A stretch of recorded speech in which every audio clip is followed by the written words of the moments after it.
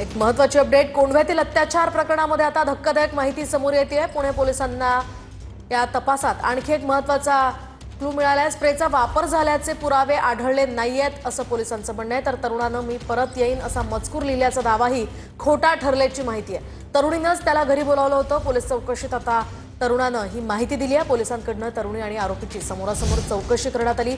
पोलिसांकडून तरुणी आणि आरोपीची समोरासमोर चौकशी केल्यानंतर या सगळ्या बाबी स्पष्ट झाल्या।